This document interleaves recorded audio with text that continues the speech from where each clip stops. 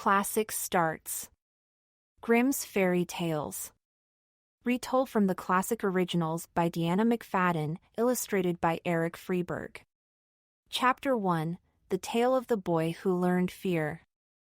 There once lived a man who had 2 sons. The older boy was smart and very good at his chores. The younger boy was very strong but had trouble learning. Sometimes the man would ask his older son to fetch something in the dark or walk into town through the graveyard. The older boy always said, "Oh no, father, I couldn't. I'm just too afraid." He was terrified of dark, spooky places. The younger son was not. While the man loved both of his sons, he never asked the younger boy for help with chores. The boy always made a mess of things. "What am I going to do with you?" his father would say. In the evenings, the neighborhood would gather to tell scary stories around a fire. The tales were so scary that they sent chills up and down the spines of all who listened. The boy listened, too. He noticed that all his neighbors, including his brother and father, would shudder during the scariest parts of the stories. They cried, "Oh, that makes me shudder." The boy couldn't figure out what this meant. He wondered, why do they all shudder? Then the boy had an idea. He thought, maybe that's what I need to do. I need to learn how to shudder like my brother. He always does everything right. Many months passed. Still the boy wondered why everyone, except for him, knew how to shudder. He grew taller and his shoulders grew wider. Still, he couldn't figure it out. One day, his father said to him, "Son, you are growing up. Soon, you'll be a man. You need to learn a trade. You have seen how hard your older brother works."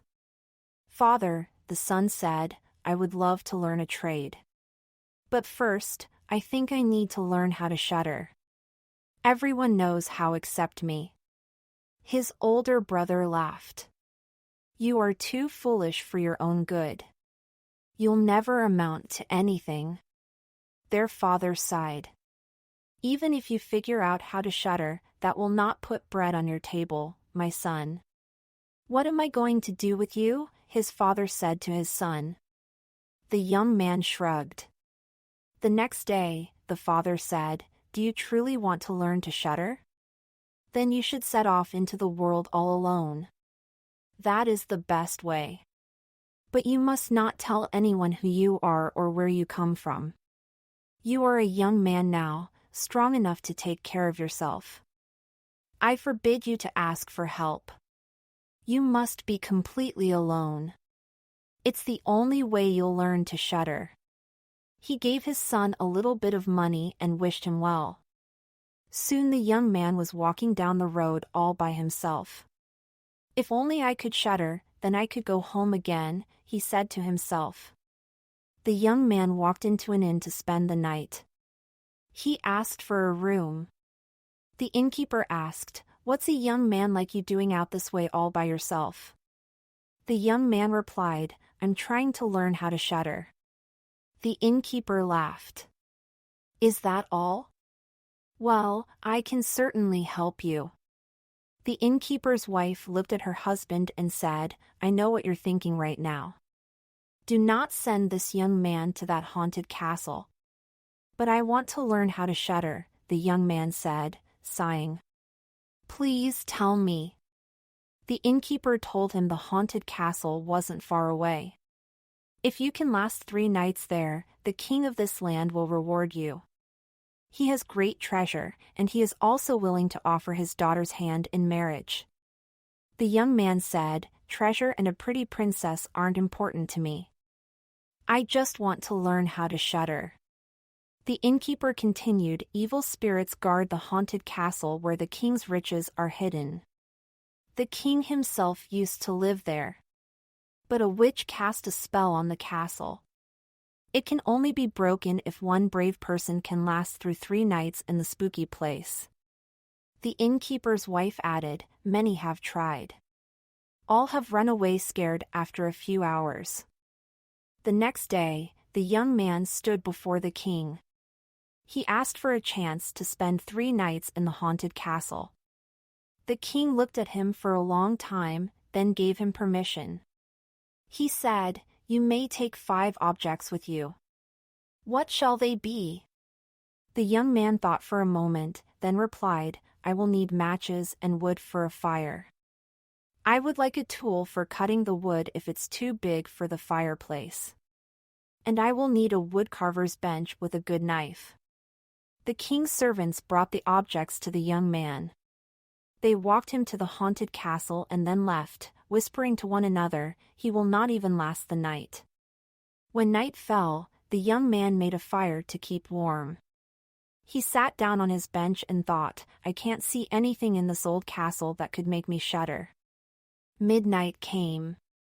The young man poked at the fire and yawned. 2 huge black cats crept out of the shadows and meowed, "We are freezing to death." "Silly cats," the young man said.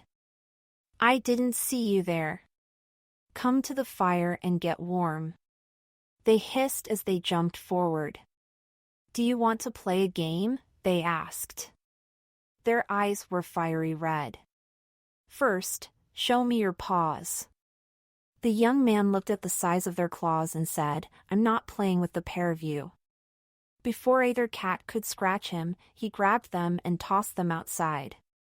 Then he sat down by the fire. Suddenly cats and dogs with fiery eyes came out of every corner. They moaned, groaned, and stomped on his fire. The young man became angry. "Enough," he shouted. "It's cold and you are making it colder.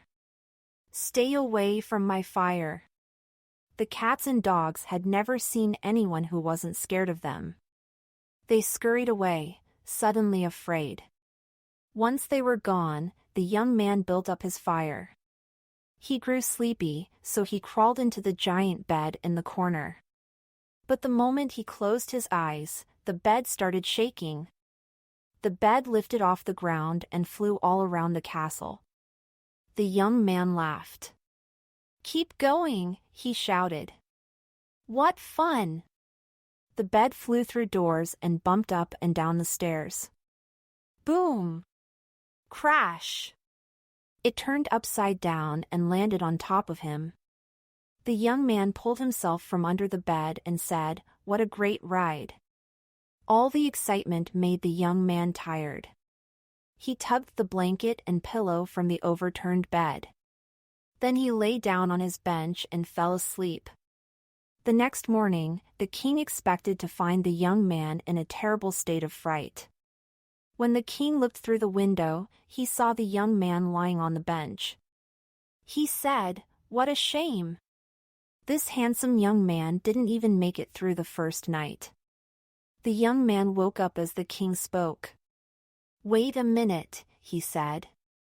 "I'm still here. I was just sleeping." "How did you do it?" the king asked, shocked. "It wasn't hard at all. I made a fire, tossed out some nasty cats and dogs, went for a ride on a bed, and fell asleep. I didn't shudder even once." The young man stretched. "But there are 2 more nights to go." Night fell again. The fire roared. Terrible sounds came from all directions. Suddenly there was a horrible cry. An awful pale, thin ghost slid down the chimney. He landed right in front of the young man. The young man stood up and said to the 10 ghosts, "You seem to be shivering. Come and sit with me by the fire." The ghost tried to take the young man's bench. "No, you need to sit over here," the young man said. He pushed the ghost onto the floor. Suddenly the room started to shake and rumble. In an instant many more ghosts appeared. They were all carrying bags of skulls and bones. "Hurrah!" the young man said. "Let's use these old bones to have a bowling game." The young man and the ghosts quickly set up the game. They had a grand old time. When the clock struck midnight, the ghosts disappeared. The young man went to sleep for the night. Once again, the king found the young man in the haunted castle in the morning. "What happened last night?" he asked. The young man replied, "We had a terrific bowling game. It was a fun time, even if the other players didn't talk much." The king was amazed. "Let's see how tonight goes. I hope I finally learn to shudder." "This will be my last night in the castle," the young man replied. The third night came. A little before midnight, the young man sat down on his bench and said, "If only I could find something to make me shudder." At that very moment, an old man with a long white beard entered the room. He said, "If you don't pass my test, young man, you will surely die. Follow me." He led the young man down many dark hallways filled with cobwebs. Finally, they came to an old door. Behind the door was an axe and iron block. "If you can prove you are stronger than I am, I will let you live," the old man said. The young man laughed. "I am very strong. I always have been. Look at the size of my shoulders. Can you do this?" With the axe, the old man sliced into the iron block with one stroke. "Is that all?" the young man asked. "Watch." He pulled the axe out of the block. He swung it high above his head. As it came crashing down, it broke the iron block into two pieces. The old man was surprised. "No one has ever been strong enough to pass this test. I will let you live. Now you must come with me." They passed through another dark hallway. Stopping at another door, the old man raised his bony finger. He said, "You spent 3 nights facing terrible things, and you survived. You have broken the spell on the king's haunted castle." The old man opened the door. Behind it were 3 chests of treasure. "One chest for the poor," he said. "Another belongs to the king. The last one is yours." "Thank you for showing me the treasure," the boy said. "I am glad I could break the spell for the king. But the treasure is not important to me. All I wanted was to learn how to shudder." The clock struck midnight, and the old man disappeared without another word. The young man shrugged. He thought, "It is dark here, but I think I can find my way back to my warm room." He felt his way along cold walls covered in spider webs. Finally, he found the room where he had left the fire burning. The young man fell asleep by the fire. Again the king found him the next morning. "You have broken the spell on my castle," the king said. "You have saved my kingdom. You may marry my daughter. I am pleased that I have broken the terrible spell for you. And I will gladly marry your daughter. But I still don't know how to shudder." The king brought the young man back to his castle. There he met the princess. She was lovely and kind. Their wedding was celebrated by the entire kingdom. The young man was very happy, even though he never learned to shudder. The young man honored the old ghost's words and gave one of the treasure chests to the poor. The king was pleased to have his chest of treasure back. He used it to fix up the castle that was no longer haunted. "I'm very lucky," the young man thought. "My father was right. I did need to go out on my own to make my way in the world. But he was wrong about one thing: I still haven't learned how to shudder." Many years went by, and eventually the young man became king. But it still bothered him that he had never learned to shudder. He talked about it all the time to his wife, the queen. The queen got very annoyed with hearing him complain about this silly thing. She formed a plan. Late one night, she filled up a bucket with cold water and slimy fish. The young king was fast asleep. The queen pulled back the blankets and dumped the bucket on her sleeping husband. The cold water shocked him awake. The little fish wriggled all over his skin. The young king jumped out of bed and shuddered like crazy. The slimy fish had done the trick. "My dear wife, you've done it," he said, hopping and shuddering around the bedroom. "I have finally learned how to shudder. Now help get these slimy fish off me in a hurry." Chapter 2, Little Brother and Little Sister. One morning, little brother took little sister's hand and said, "Our lives have been so hard ever since our mean stepmother and her ugly, one-eyed daughter came to live with us. She makes us eat stale bread. She forces us to do all the chores. Our stepsister sits around doing nothing. We need to leave home and find our own way in the world." "You are right. What else can we do?" little sister said. "But if she ever catches us, it will be the end of us both." "It's a chance that we have to take," little brother said. The pair left home that day. They had only the clothes on their backs. By nightfall, they reached the edge of a great forest. Little brother looked up at the tall trees and said, "We can hide safely in here for the night." He crawled into the bottom of a hollow old tree. Little sister followed him inside the tree. Soon the pair were asleep. The bright sun woke them up the next morning. As they stepped outside, little brother said, "I'm so thirsty. If only I could find a stream so I could have a drink." The children's stepmother was actually a witch. She had followed the children from the moment they left home. She was so angry that the children had escaped. The evil woman was hiding behind a tree when she overheard little brother speak. She vowed to teach them a lesson. So she cast a spell on all the streams in the forest. When little brother found the first stream, he bent down to take a drink. "Wait!" little sister cried. "The stream is saying something to me. It says, anyone who drinks from me will turn into a tiger." "Little brother," she continued, "please do not drink from here. If you do, you'll turn into a ferocious tiger and tear me to pieces." "All right," little brother said, "I'll wait until we find the next stream." When they came upon the next stream, little sister heard it say, "Anyone who drinks from me will turn into a wolf." "Little brother," she cried, "do not drink. If you do, you will turn into a wolf and then you will eat me up." "Fine," he said, "I will not drink this water either. But I don't care what the stream says next time. I'm going to take a nice, long drink." The next stream they found said to little sister, "Anyone who drinks from me will become a fawn, or young deer." "Wait!" little sister shouted. But it was too late. Her brother had already bent over the water.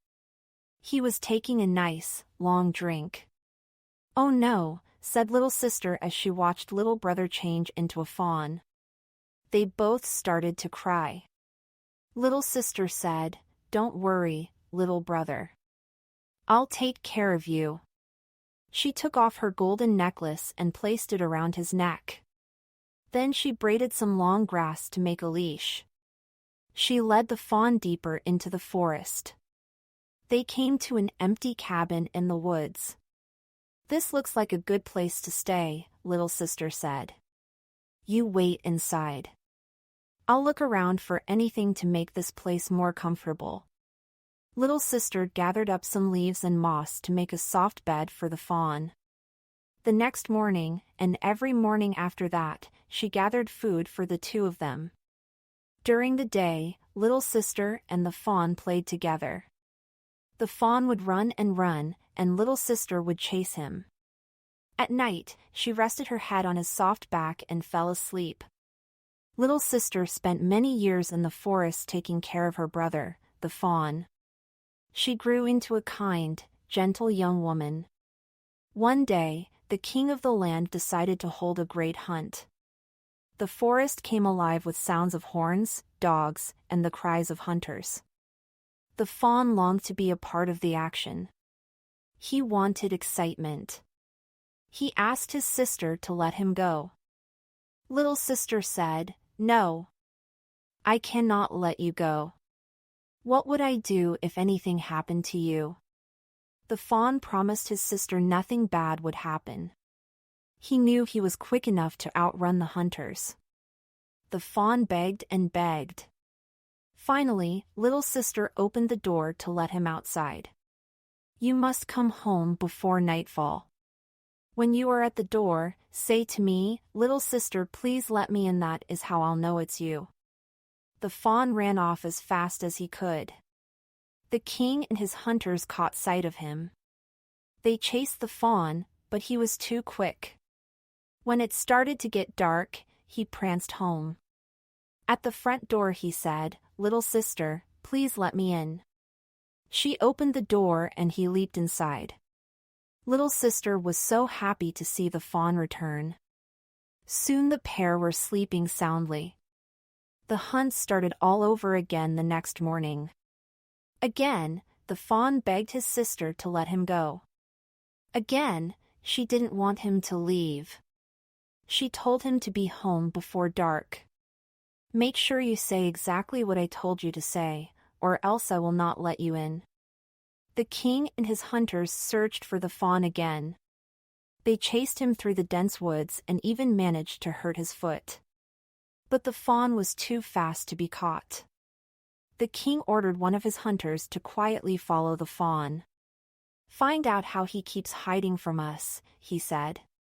The hunter crept silently behind the fawn and watched as he limped home. He finally came upon the cabin where little sister lived with the fawn. The hunter overheard the fawn say, little sister, please let me in. Little sister opened the door and gasped when she saw that the fawn was hurt. She washed his cut and soothed it with herbs. By morning, it was all better. Meanwhile, the hunter went back to find the king's group. He told the king all about the strange fawn, what he said, and where to find the cabin. The king thought, tomorrow during the hunt, I'll trick the girl into letting me in. Then I'll surprise the fawn when he comes home. That's how I'll catch him. The next day, the hunt began again. If I don't go, the fawn said, I'll die of sadness. The sound of the horns makes me want to move. I need to run. I just have to be myself. Little sister sadly opened the door, and the fawn dashed out to meet the hunt. When she closed the door behind him, a tear slid down her cheek. The king saw the fawn running through the forest. He said to his men, hunt him all day and into the night, but don't hurt him. I have a very good plan to catch him. He left his men and went to the fawn's cabin. The king knocked on the cabin door. He said, little sister, please let me in. When little sister opened the door, she was shocked. You are not the fawn, she cried. The king was surprised to see such a beautiful young lady. He fell in love with her on the spot. The king bent his head and asked, may I come in, beautiful lady? Little sister was also shocked to see a handsome man with a gold crown on his head. She said, of course. Please come in. As the king stepped inside, he was overcome with love for the kind, gentle, and beautiful little sister. In the doorway, the king bent down on one knee and asked her, would you come to the palace and be my wife? Little sister replied, only if my fawn can come, too. The king smiled kindly. Of course he may come. He will have anything he needs. Little sister could not contain her joy. She and the king spent the day talking and laughing. Little sister told the king about their awful stepmother. She explained why they had left home and how her little brother had turned into a fawn.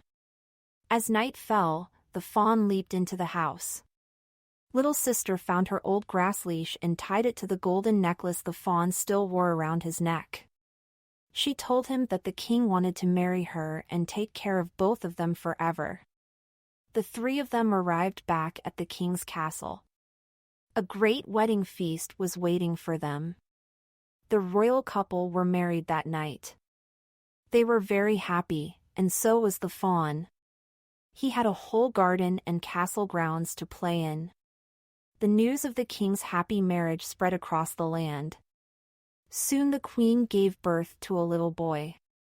Everyone in the kingdom celebrated the new prince.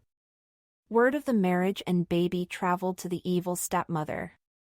She was furious to learn that little sister and the fawn were happy and well.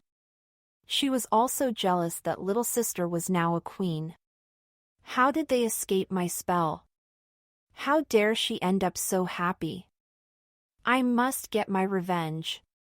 The stepmother turned to her ugly, one-eyed daughter and said, "You and I will go to the king's castle. I will cast a spell on the queen to put her in a deep trance. Then we will lock her away. You will take her place as queen and mother. I will charm the king so he doesn't notice the change. The king will no longer have her for his wife, and I will have my revenge.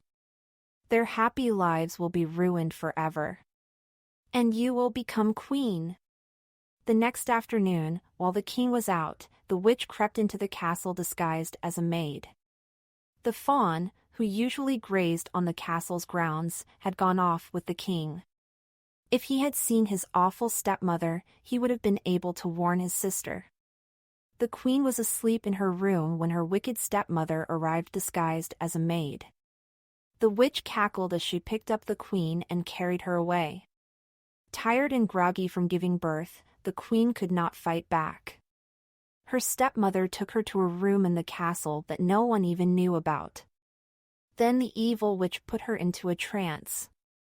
"You will sleep here until the end of your days. You will never see your son grow up, and you'll never see your husband again," the witch cackled.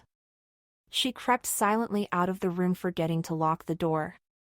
She raced back down the castle hallway. Then she snuck her daughter into the queen's bedroom. She hid the ugly girl's bad eye from view and waited for the king to return. The great king arrived in his wife's bedroom, eager to see his queen. He was surprised to see a maid he didn't know. The disguised witch said sweetly, "Sire, your wife needs her rest. It's best not to disturb her. All she needs is some fresh air and sunshine," the king said, and he got up to open the window. The witch quickly spoke the charm and put him under the spell. It worked! The king didn't notice it was the ugly girl lying in his queen's bed. Later, the witch said, "Once she's woken from her nap." The king sighed, but he did just what she wanted. He left the bedroom. Late that night, at midnight, the real queen crept down to the nursery. She was still in her trance. She opened the nursery door quietly and walked over to the baby's bassinet. The baby's nurse was there. Then she looked out the window at her fawn. "Your Majesty," the nurse said. "Is everything all right?" But the nurse noticed that something was not right with the queen. She walked strangely. There was an empty look in her eyes. The nurse saw all of this, but she was too afraid to tell the king. Over the next few nights, the queen came to the nursery at midnight. She walked toward her baby, then looked out the window at the fawn. The nurse had gotten used to the queen's strange walk and odd look. But then the queen spoke. "Where's my child? Where's my fawn?" 2 more times and then I'm gone. The nurse was frightened. What did these words mean? The nurse tried to speak to the queen, but she didn't get an answer. The next night, the queen came into the nursery again. This time she said, "Where's my child? Where's my fawn?" 1 more time and I'm gone. This time the nurse knew she had to alert the king. In the morning, the nurse told the king what had been going on in the nursery. "I believe something is very wrong with the queen," she said to him. "Oh my," the king said. "This is strange, indeed. What could be happening with my dear wife? I will spend the night in the nursery and see if I can figure out the problem." That night, the king watched as the queen did exactly as the nurse had said. Only this time, the queen said. Where's my child? Where's my fawn?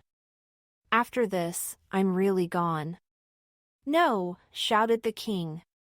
You are my queen. You must not leave.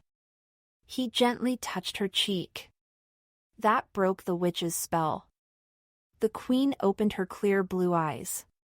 She felt as if she'd been sleeping for a long time. Oh, my dear husband. You have broken my stepmother's awful curse. She put me into a trance. I was awake on the inside but asleep on the outside. I knew what she was doing but I couldn't stop her. She's pretending to be a maid. Why, I saw that maid in our bedroom. There must also be someone pretending to be you, sleeping in our bed. The queen said, It must be my awful stepsister. Quick! We must catch them before they realize you have broken the spell. The king sent his soldiers to the bedroom. They burst through the door and saw the evil stepmother and her ugly daughter. The soldiers caught the women. They brought the evil pair to the king and queen. You are never to set foot in this kingdom again, the king announced. If you ever show your faces here again, you will be thrown in jail forever. The king continued, but first, you will turn little brother back into a human. With one wave of her hand, the witch changed little brother back into a human. Then the king's soldiers marched the evil pair to the edge of the kingdom. They left them to wander in the great, vast forest. Nobody ever heard from them again. Little brother was so happy he was back to his normal, human form. He hugged little sister, who had tears of happiness in her eyes. Little brother had grown into a handsome, strong young man. The king placed him in charge of his large army. Even though he wasn't a fawn any longer, he still loved to run. Little sister, queen again, lived a long and happy life with her king and their son. Chapter 3, Rapunzel. Once upon a time, there lived a man and his wife who wanted to have a family more than anything. After many years of trying but not having children, they hoped their luck would soon change. The couple lived next door to a beautiful garden that was owned by a powerful witch. The garden had colorful flower beds where birds would land and sing. There were rows of green leafy vegetables. Thick vines grew up the high walls surrounding the beautiful garden. One day, the young wife looked at her window at the witch's garden. She saw a beautiful patch of Rapunzel, a delicious kind of lettuce. She was so taken with the sight of the fresh, green, tasty lettuce that she simply had to eat some. Weeks went by and all she wanted to eat was this Rapunzel. The wife grew thinner and thinner. Rapunzel became the only thing she wanted to eat. Nothing else. Her husband noticed how pale and thin she looked. He asked, "Dear wife, what is the matter?" "Don't eat some of that Rapunzel from the old witch's garden, I might go crazy," she replied, hungrier than ever. "It just looks so delicious. I have to have it." Of course, the man wanted to give his wife anything she asked for. After sundown, he climbed over the garden wall and pulled some of the Rapunzel from the ground. When he returned home, his wife grabbed it from his hands even before saying hello. She made a delicious salad and wolfed the meal down in just 3 bites. "From now on, the only food I shall eat is Rapunzel," she announced when she finished. The next day, at sunset, the man grabbed hold of a strong vine. He used it to pull himself over the wall of the garden again. Stepping around some green beans, he arrived at the patch of Rapunzel. He broke off many leaves and stuffed them into a little canvas bag. When he finally looked up, he had an awful fright. The old witch stood right before him. "Thief!" she cried. "How dare you sneak in here and steal my Rapunzel? I must punish you." "Please," the man said, "I simply had to take some of your lettuce. My wife saw it from our window and had to have some. She will not eat anything else." I cannot bear to watch her starve to death." The witch looked at him closely. "If you are telling the truth, I will give you as much Rapunzel as your wife can eat. In return, you must promise to do as I ask." The man agreed. When the time is right, the witch said, "I will tell you what I want." Soon the man and his wife learned that she was pregnant. They were overjoyed by their good fortune. The woman said, "I'm so happy both by our good news and because I can eat delicious Rapunzel every day. I don't even care what you had to promise the old witch, it was worth it." The man no longer had to sneak over the wall or fear getting caught. The witch had given him a key to her garden. He picked as much Rapunzel as his wife could eat. A few months later, they had a beautiful, healthy baby girl. In honor of the leaf that kept her alive, the woman named her daughter Rapunzel. Days after Rapunzel was born, the witch showed up on their doorstep. "You promised," she said to the man, "to do as I asked. You have taken my Rapunzel for months, and now I will take your child." The woman cried, "No. He never would have made that promise." The witch said, "He promised to do exactly as I asked. I want to take this child." The man knew he could not break his promise. The witch was too powerful. With pain and sadness in his heart, he handed over his baby. The witch carried her away at once so her parents could never find her. She locked the child in a tall tower with no door and no stairs. Rapunzel was to live there, kept away from the world. There she grew into a beautiful girl. The witch visited Rapunzel every day. The girl never knew another kind of life. She never met her true parents, and she did not know they missed her very much. The only family she knew was with the old witch, whom she believed was her godmother. At the top of the tower where Rapunzel lived, there was one tiny window. Whenever the witch wanted to get inside, she stood at the bottom and called out, "Rapunzel, Rapunzel, let your hair down." Rapunzel had lovely, long hair the color of fine gold. Whenever she heard the old witch's voice, the girl would fasten her braids to the window's latch. She would let them fall 20 feet to the ground. Then the old witch would grab hold of them and use them to climb up the tower walls. One day, Rapunzel was singing sweet songs to fill the lonely hours. A young prince happened to be riding through the forest. He became enchanted by Rapunzel's voice. He followed the sound all the way to her tower. When he arrived, all he could see was a girl's shadow in the tiny window at the top. He climbed down from his horse and looked for a way to meet her. He quickly learned that the tower had no door and no stairs. The more he realized he couldn't get in, the harder he tried. The louder Rapunzel sang her sweet song, the more his heart melted. "There has to be a way up," he thought. "I need to know whose beautiful voice that is. Maybe I could hide and see how she gets in and out." He hid behind a nearby tree, hoping to find a way to get into the tower. While he crouched there, he saw the old witch come to the tower. He heard her say, "Rapunzel, Rapunzel, let your hair down."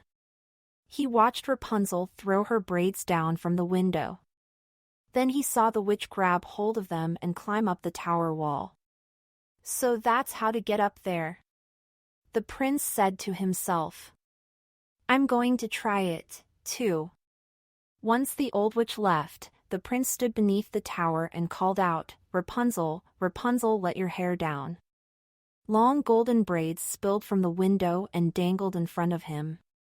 He climbed up the tower and through the window. Rapunzel was shocked to see a man in front of her. The only person Rapunzel had ever seen was her godmother.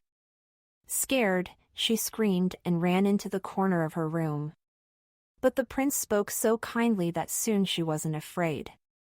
"Once I heard your beautiful melodies," the prince said, "I knew that you would hold my heart forever. Will you marry me?" I want to listen to you sing for the rest of our lives. Rapunzel didn't know what she should do. How could she leave the tower? Her godmother had forbidden her from ever stepping foot outside it. I think I would like to go with you, Rapunzel said shyly, and see what life is like outside this tower. She placed her little hand in his. In an instant, she knew he would be more loving than her godmother. Her heart warmed to him. Yes, Rapunzel continued, I would like to marry you. There is no way for both of us to escape the tower, but I have an idea. Every time you come to visit me, bring a small bit of silk rope with you. I will braid a ladder. When it is done, we will climb down it together. The prince promised he would bring a bit of silk rope with him every time he visited. Come in the evening, Rapunzel added. My godmother always visits during the day. The prince promised he would see her every single night. He climbed out of her window and left. Rapunzel heard the young prince singing to himself until he was gone from her sight. Of course, the witch did not know there was a prince visiting Rapunzel. And Rapunzel could think of nothing but her prince. One day, the young girl said by accident, Godmother, why do you take so long to climb up the tower? When my prince calls, he climbs up my hair so quickly. Rapunzel immediately let out a gasp. She knew she had made an awful mistake. The witch was furious. What have you done, you wicked girl? She screamed. I locked you in this tower for one reason, to keep you away from the world. That includes princes. There is only trouble and pain in the world. I wanted to save you from this. But you have tricked me. Everything is ruined. The old witch grabbed Rapunzel's braid. She pulled a pair of giant scissors from her pocket and cut off all her golden hair. Rapunzel was so shocked, she could not move. Tears fell down her beautiful cheeks. Then the witch lifted her hands and cast an awful spell on the girl. Rapunzel shrank away and shut her eyes tight. She could not bear to see the anger in her godmother's face. When Rapunzel opened her eyes again, she found herself all alone in the middle of the deep, dark forest. The witch had sent her far, far away. When the prince came to the tower that evening, he said, Rapunzel, Rapunzel, let your hair down. As usual, the braid fell to the ground. The prince climbed up as he had always done. But once he was inside the tower, he didn't find his beloved Rapunzel. Instead, the old witch stood in front of him. She was glaring at him. You will never see your Rapunzel again, she cackled. I've sent her deep into the forest where you will never find her. She took a step forward and raised her bony arms. Now I'm going to punish you, too. But before the old witch could cast a spell on him, the prince jumped out of the window. He landed on top of a large, thorny bush. The needles scratched his eyes and made him blind. He was miserable and lost. Worst of all, he had no idea where the witch had sent Rapunzel. He wandered through the forest for days, eating only berries and roots. He vowed he would spend forever trying to find her. Many years passed. The blind prince stumbled through the woods. He had almost given up hope of ever finding his beloved Rapunzel. But one day, he heard her sweet voice again. For a moment, he thought he was going mad. The prince walked toward the sound. It led him to his beloved Rapunzel. The couple embraced and rejoiced. Rapunzel saw that the prince's eyes were hurt. Are you hurt, my love? When the prince nodded yes, she began to cry. 2 of her tears dropped into both of his eyes. The tears must have held magic, for right away they healed the prince's eyes. He could see again. Rapunzel and her prince found their way through the dark forest back to his kingdom. And there they lived in happiness and good health for many long years. Chapter 4, Hansel and Gretel. Once upon a time, a poor woodcutter lived with his 2 children and his wife, their stepmother, in a little cottage beside a great forest. The little boy was called Hansel, and his sister's name was Gretel. The family was very poor. One day, the woodcutter could no longer afford even bread. He sighed and said to his wife, "How will we take care of the children when we have no food to eat?" The stepmother said, "When the sun comes up tomorrow, we will take them deep into the woods. We will leave them with a warm fire and a stale crust of bread. They will never find their way home. Then we can get on with our lives without them." "I could never do that," the woodcutter said. "They will be torn to pieces by wild beasts." "Foolish man," she said. "We will all just starve then." The stepmother spoke of nothing else but her plan. Eventually, the woodcutter agreed that it was the only thing they could do. "I will never forgive myself, though. You should know that I will think of them every day," the woodcutter said to his wife. The family cottage was so small that the children heard every word their parents said. Gretel cried on her brother's shoulder. Hansel patted his sister on the back and said, "Hush, my dear sister. I have an idea. It will be okay. Try to get some sleep." Their stepmother woke them up early the next morning. She gave them each a small bit of bread crust. Hansel crushed the bread in his pocket. As they walked deeper and deeper into the forest, he left a tiny trail of breadcrumbs. They finally stopped walking. The family had reached a part of the forest they had never been in before.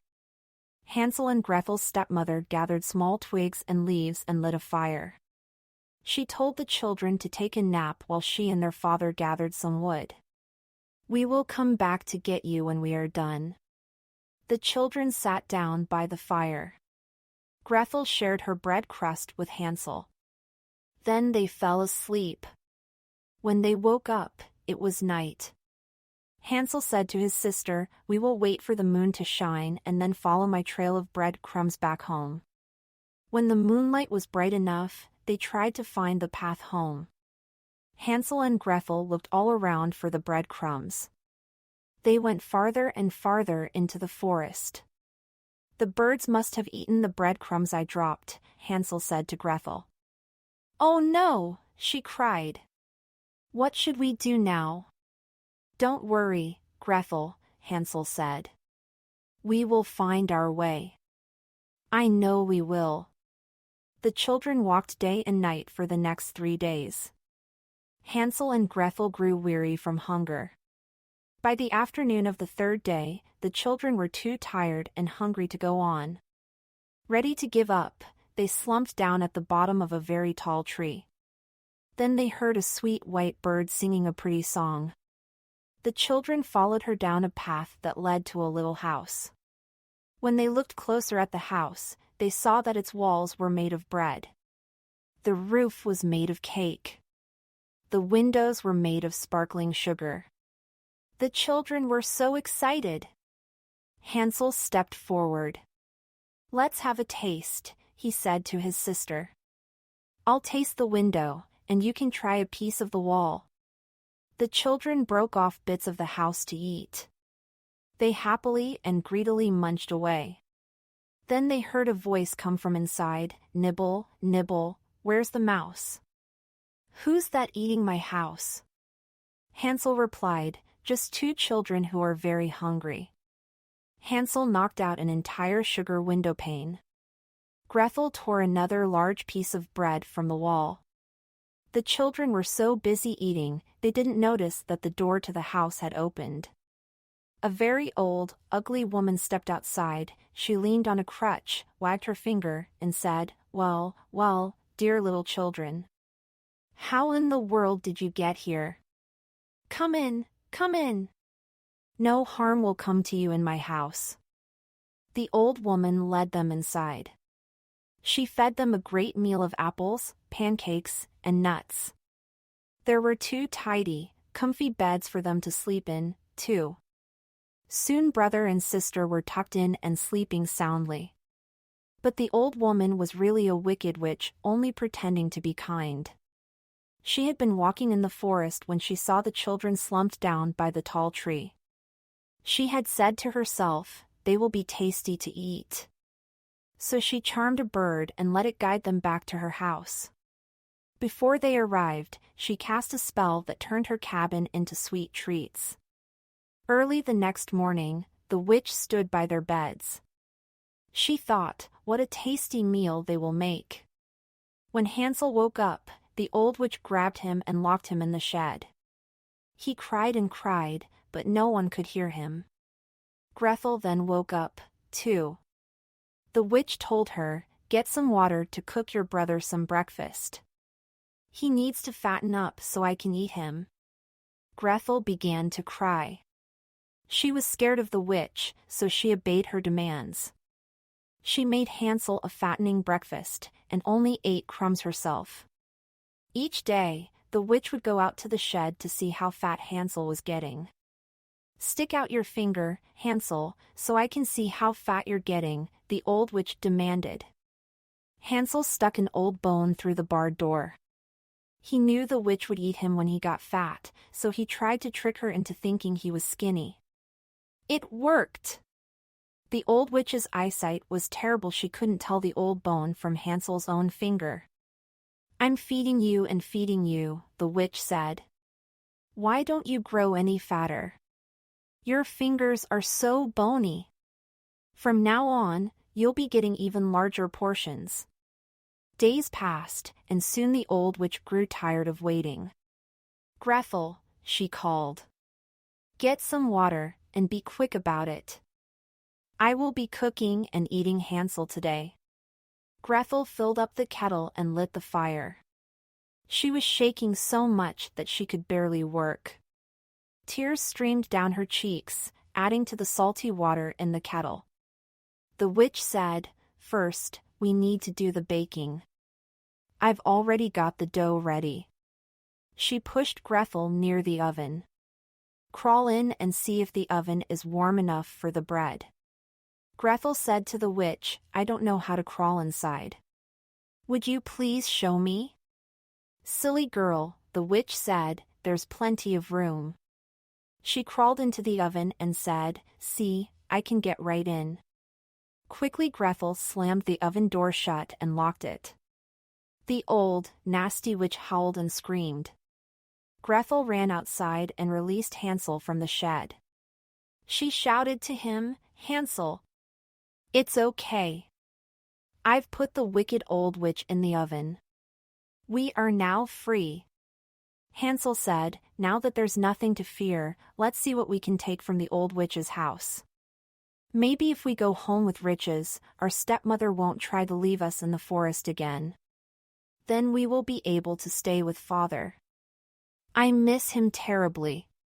They searched every corner of the house and stuffed their pockets full of gold, pearls, and jewelry. Then they ran away far from the witch's house. Hansel and Gretel walked for hours trying to find their way home. Finally, they could see their father's house in the distance. Hansel and Gretel ran toward it. They threw open the front door and ran into their father's arms. "Oh, children," he cried. "I am so happy to see you. I have been looking for you since we left you in the forest. Where have you been?" Hansel and Gretel explained what had happened in the forest and at the witch's house. "What a terrible adventure you've had," their father said. The old woodcutter hugged both his children as if he never wanted to let them go. "Where's our stepmother?" Hansel asked. "She'll be pleased that we've brought such riches home. Here, let us show you." They pulled the gold, pearls, and jewelry from their pockets. "You've been gone so long," the father said. "Your stepmother became very sick soon after we left you. She grew weak very quickly. Now she is gone." Hansel and Gretel's father looked sad, so they hugged him again. Their father continued, "But with all of these riches, we will no longer be poor or hungry. He was right. The little family lived together in happiness. Never again did they live hungry or apart from one another. Chapter 5, Cinderella. Once upon a time, there lived a rich man whose wife was very ill. Before she passed away, she called for her daughter. "Cinderella," she said, "be good and do everything you are told. I will look down on you from wherever I am and always be with you." Cinderella promised her mother that she would be good and obedient. Just days later, Cinderella's mother passed away. The girl was sad beyond belief. Before long, Cinderella's father remarried. Her new stepmother brought 2 daughters to live with them. The 2 girls were very pretty on the outside, but they were mean and nasty on the inside. Cinderella's stepmother and stepsisters made her life hard whenever her father was not there. When he was around, they pretended to be kind to Cinderella. Her father never knew how cruel they really were. Cinderella never told him. From morning until night, Cinderella worked very hard. She carried water, got the fire going, cooked, cleaned, and washed. The girl never had a moment's rest. Her evil stepmother and stepsisters wouldn't even let her sleep in her own bed at night. Instead, they made her lie down near the fire. And so she was always covered in dust and ash. The sisters cackled and said, "No wonder she's called Cinderella." One day, their father was going into town. He asked all the girls what he could bring back for them. "Dresses and pearls for every one of us," the stepsisters said. "Father," Cinderella said, "please break off the first branch that brushes against your hat on the way home." "That's a strange request. Are you sure you wouldn't like dresses and pearls like your stepsisters?" her father asked. "I'd like to plant it in the garden, near my mother's grave." Her father patted her on the shoulder and said, "Then I shall find you a lovely branch that will grow into a beautiful tree." When their father came back home, he had beautiful jewels and dresses for the stepsisters. He handed a small hazel branch to Cinderella. That afternoon, she planted the small sprout right next to where her mother was laid to rest. Cinderella hoped something beautiful would grow to honor her mother. The next few months were awful for Cinderella.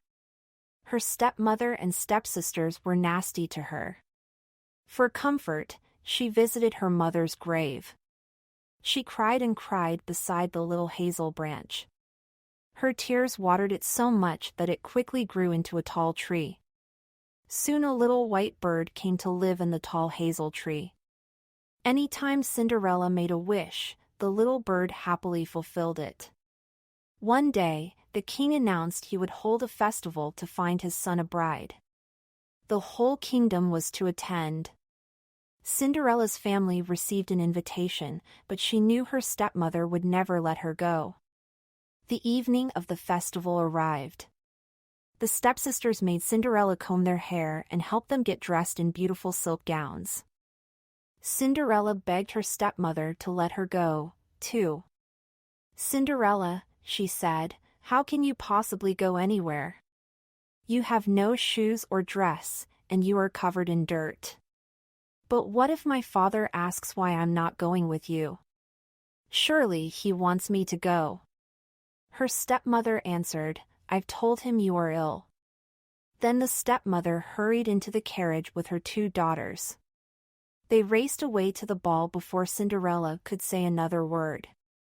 Cinderella went outside to the back garden to cry. She sat under her hazel tree by her mother's grave and said, "Shake your branches, little tree. Toss gold and silver down to me." The little white bird granted her wishes. A dress of gold and silver and beautiful silk slippers fell from the sky. "Thank you!" Cinderella cried. "This is the loveliest dress I've ever seen." She slipped it on and raced toward the palace to attend the festival. When Cinderella arrived, the ballroom was lit by candles and filled with people. Music echoed throughout the halls. Couples were laughing and dancing. All was joyful and merry. But everyone stopped and stared the moment Cinderella entered the room. Her dress was elegant, and she looked radiant. Many of the king's guests thought she must be the daughter of a visiting king. Even her father, stepmother, and stepsisters didn't recognize her. The prince noticed her immediately. He stepped forward to welcome her to the ball. "Would you like to dance with me?" he asked kindly. She smiled and said, "Yes." He took her hand and led her to the dance floor. They danced together all night. The prince was enchanted by her. Whenever another woman would approach him to dance, he would simply say, "No, thank you. I already have a dance partner." It grew very late.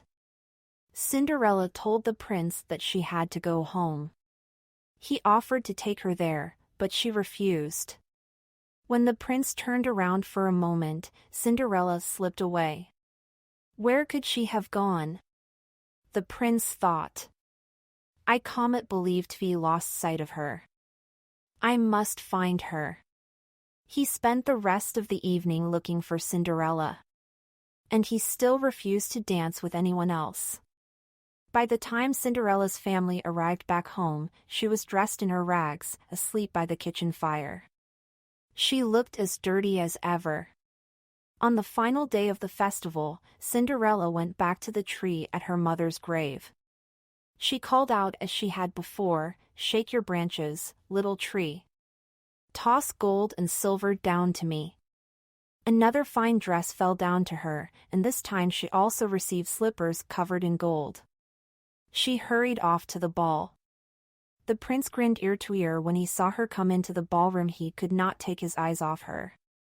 No one else existed for him. "I'm so glad you came tonight," he said. "I just wish you would not disappear again." He winked at her. Cinderella smiled as he led her onto the dance floor. "I'm going to be careful not to let you out of my sight," the prince said. Cinderella worried for a moment that she wouldn't be able to get home. What if her stepmother and stepsisters found out she had been coming to the ball? "I'll have to slip away," she thought.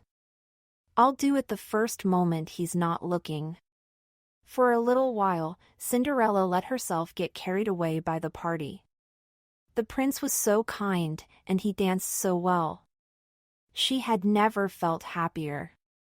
There was a break in the music, and the prince led Cinderella off the dance floor. The pair stood in the doorway of the castle, admiring the night sky. The king came out to speak with the prince. The moment the prince turned to greet him, Cinderella slipped away. But the clever prince had figured Cinderella might try to escape again.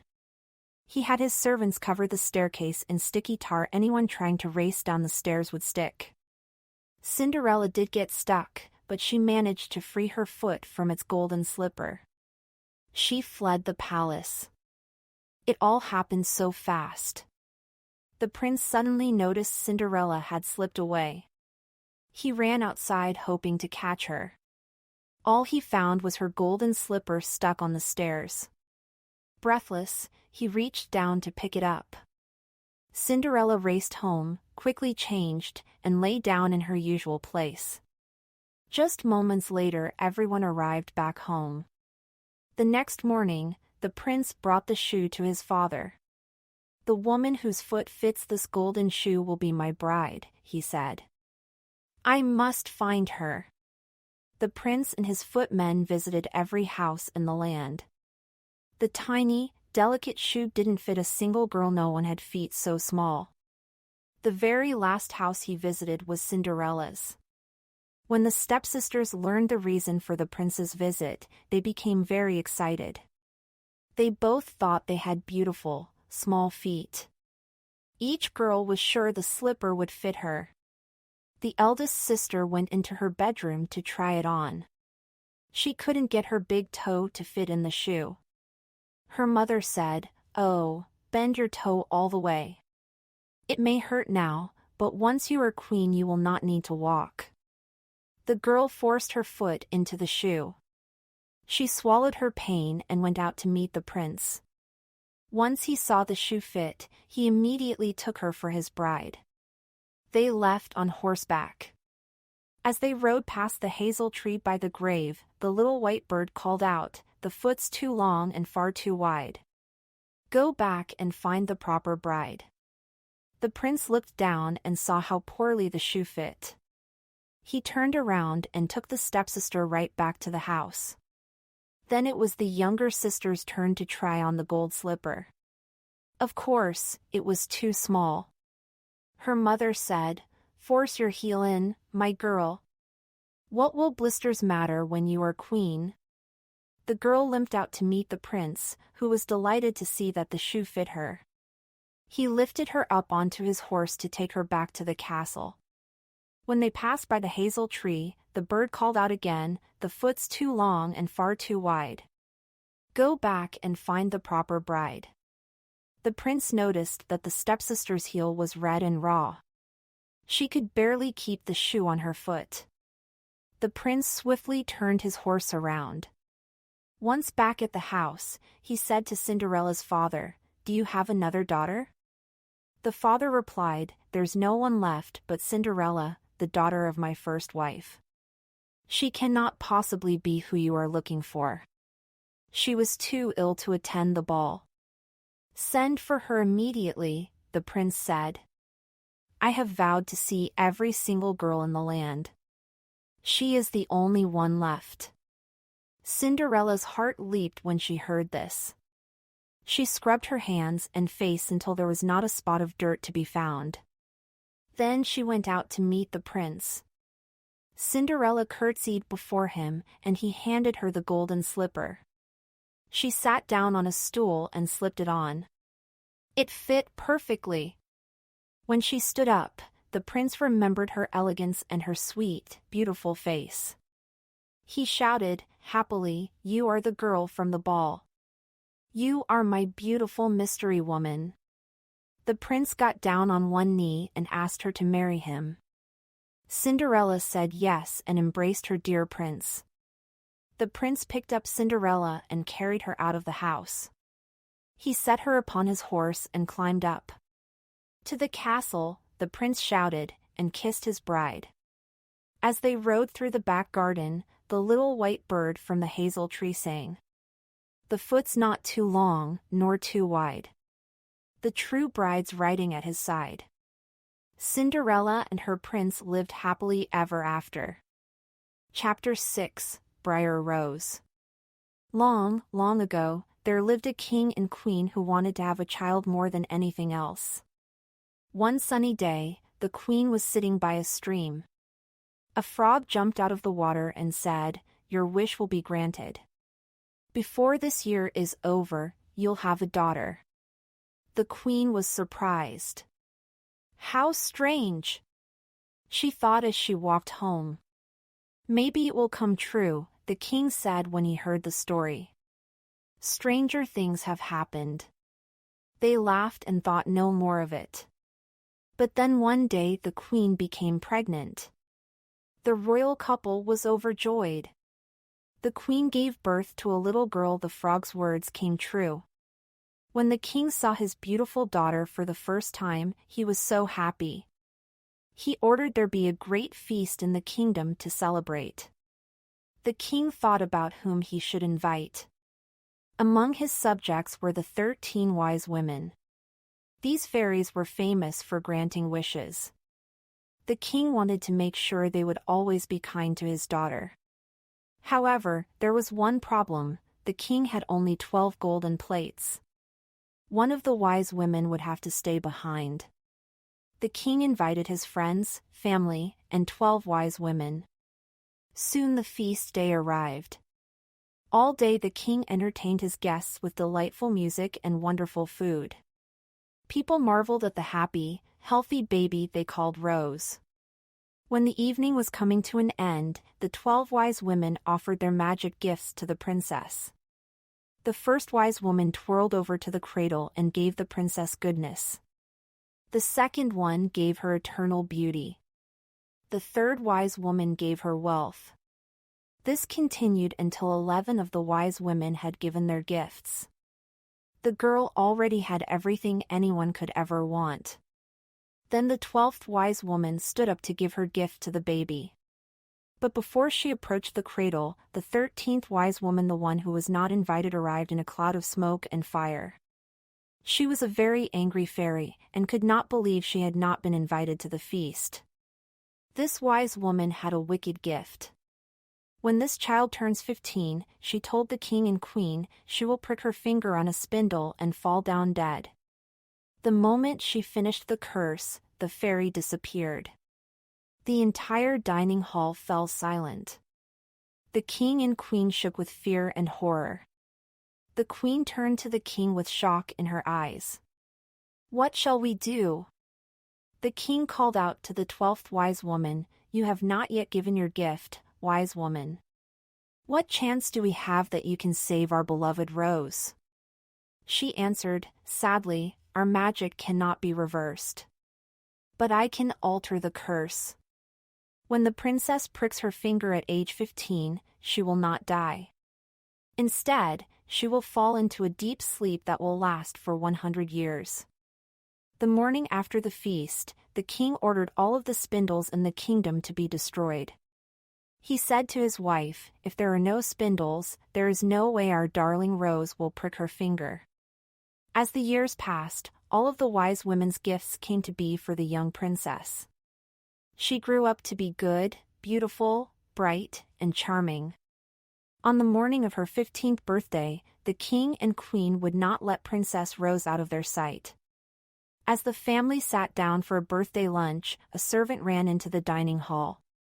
Almost out of breath, he told the king there was an emergency. Only the king and queen could attend to the problem. They fled from the dining hall to handle to their royal duties. The princess was left all alone. She roamed around the castle, poking her head into room after room. There were many places in the castle where Princess Rose was normally not allowed to go. She came upon a stairwell that led to an old tower. "What is this?" Rose said.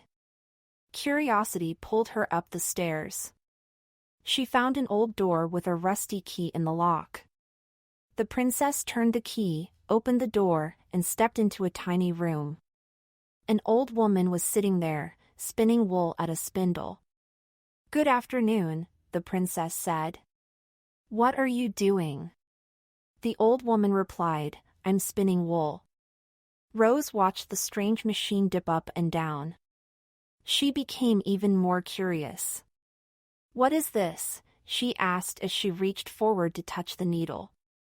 Before the princess could say another word, she pricked her finger on the spindle. Immediately the princess fell to the floor, and a deep sleep came over her. The spell spread throughout the castle, putting everyone to sleep. Even the king and queen, who had just returned, fell to the floor instantly. The horses fell asleep in their stables. The dogs fell asleep in the courtyard. Even the wind stopped blowing. The 12th wise woman's words had come true. Many years passed. The castle and everything inside it slept. A thorny briar bush grew thick and tall around the castle. Every year it grew taller. Over time, it grew so tall and thick that it was impossible to see even the flags on the castle's towers. Stories spread across the land about the beautiful briar rose trapped asleep in the castle. Year after year, princes would come from far away and try to force their way through the thick briar bush. None could ever make it through. One day, another young, brave prince heard the story of Briar Rose. "I'm going to find the castle and free the princess," he exclaimed. The prince finally arrived after months of searching. But he did not find a giant briar bush there as other princes had. Instead, he found a path of beautiful flowers leading his way to the castle. Inside the courtyard, he found the sleeping dogs and the sleeping horses. He found a sleeping cook fallen over his 100-year-old stew. Even the flies were not moving. The king and queen were asleep next to their thrones. The prince searched every room in the castle, the ballroom, the dining room, the kitchen, the bedrooms. He made his way down hallway after quiet hallway. The very disappointed prince was about to give up on ever finding Briar Rose. "I'll take one last look," he thought to himself, "and then I must go." He kicked open an old door that led to a dusty hallway. At the end, he found the staircase that led to the tower.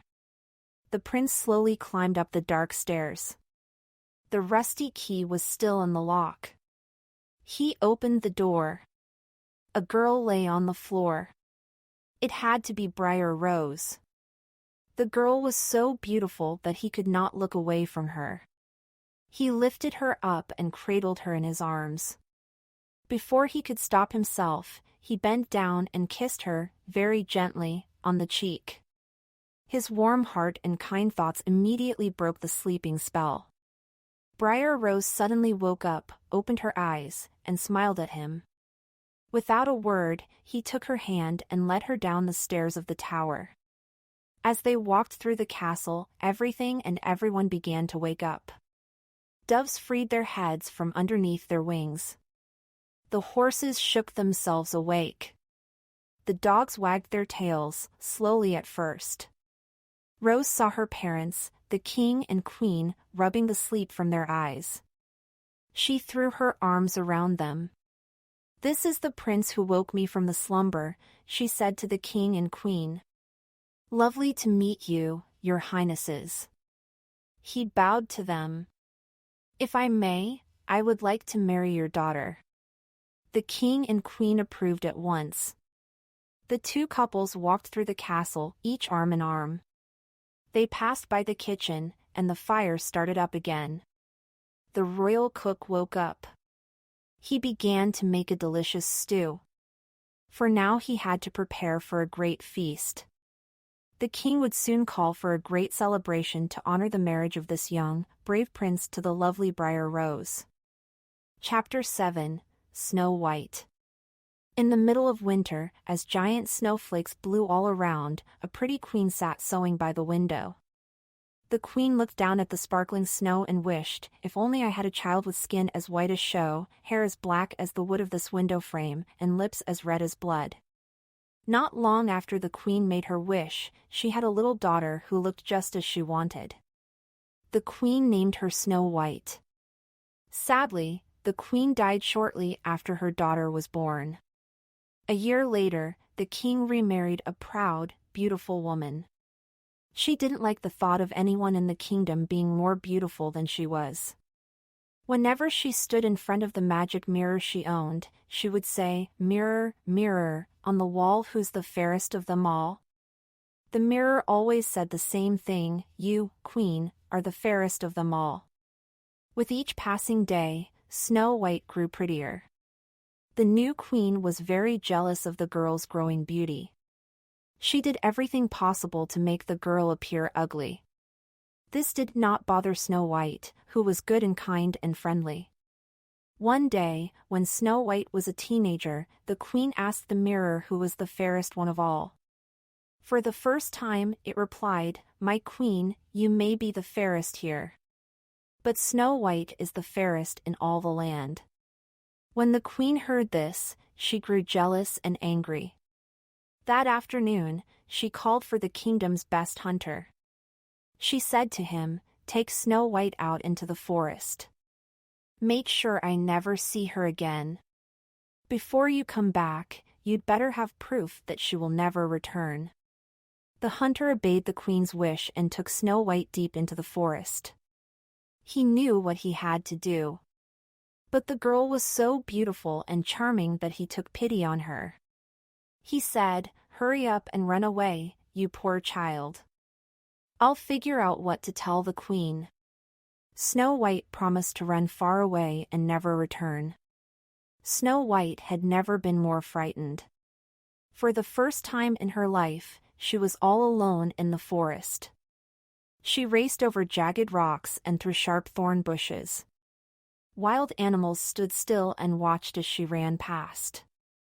Just before the sun disappeared completely, Snow White thought, "Where will I sleep? What will I eat?" At that moment, she saw a little cottage. Snow White came closer. The small house looked inviting and safe. She tried the front door. It was unlocked. Stepping inside, Snow White noticed everything was tiny. In the dining room was a spotless table set with 7 tiny cups, plates, knives, and forks all ready for dinner. There was not a spot of dirt anywhere. Everything was in its correct place, even the 7 tiny beds were perfectly made. Snow White was hungry and thirsty. She took a small bite from each plate and a small sip from each cup on the dining table. She took one look at the 7 tiny beds. She was very tired, so she lay down. Soon, Snow White was fast asleep. The people who lived in the cottage returned after dark. They were 7 dwarfs. They worked in the mountains as miners of minerals. Once they went inside their cottage, they lit their 7 lanterns and sat down to eat dinner. But they noticed something was strange. Someone had been in their house. The dwarfs began to look around. They were shocked to find the beautiful young Snow White sleeping in one of their beds. She looked so peaceful that the dwarfs didn't want to wake her up. In the morning, Snow White opened her eyes. She saw 7 dwarfs staring at her. At first she was scared. But then they asked kindly, "What's your name?" "Snow White," she answered. "What are you doing in our house?" they wondered. Snow White told them about her wicked stepmother and how the hunter had saved her life. The dwarfs could see she was frightened, so they were kind to her. They patted her back and said, "You can stay with us as long as you help us around the house." "Oh yes, of course," Snow White said. "Thank you so much. I can tell you are very nice little gentlemen. We will have a lovely time getting to know one another." Since Snow White was by herself every day, the dwarfs warned her not to let anyone in the house. They had a feeling that her wicked stepmother would come looking for her. The next day, the queen asked her magic mirror if she was now the fairest one of all. Of course she thought that Snow White was gone forever. The mirror said, "You're the fairest here, dear queen. But little Snow White, far away, with the 7 dwarfs she stays, remains the fairest ever seen." The queen grew angry. The hunter had lied. Snow White was alive and was still the fairest one in the land. Now the queen had to think of another way to get rid of her. She dressed herself up as an old woman and found the dwarf's cottage in the woods. "Hello," the wicked queen called out at the front door of the cottage. "I have many nice, pretty things for sale." Snow White looked out the window and saw that it was just a harmless old woman. She let her into the cottage. The wicked queen asked Snow White if she wanted to try on a pretty lace top. She helped Snow White put it on. When the wicked queen pulled the strings to lace it up the back, she tied them too tight. So tight, in fact, that Snow White couldn't breathe. She dropped to the floor instantly. "There," thought the evil queen. "Now I'm the fairest in the land." When the 7 dwarfs came home after work, they found Snow White on the floor. They noticed that she wasn't breathing and pulled her free from the lacing. Little by little, she came back to life. Snow White told them what had happened to her that afternoon. They said, "That old woman was your wicked stepmother in disguise. Don't let anyone in unless we are at home." That night, when she got home, the queen went right to her mirror and asked, "Mirror, mirror on the wall, who's the fairest of them all?" The mirror replied, "You're the fairest here, dear queen. But little Snow White, far away, with the 7 dwarfs she stays, remains the fairest ever seen." The queen was outraged. She hid in a secret part of the castle and spent hours creating a magical apple. The apple looked perfect on the outside, crispy and red. But if anyone took even one bite, that person would die. The queen put the apple away in a basket and turned herself into a poor peasant woman to fool Snow White. Then she set off again to the home of the dwarfs. Snow White heard the knock at the door. She popped her head out the window and said, "I'm not allowed to let anyone in." The woman said, "I want to give away my delicious apples." "Here, let me give you one." "That's very kind, but no," Snow White said. "I'm not supposed to take anything from strangers." "It's my best apple," the woman said. She held the shiny, delicious red apple up to the window.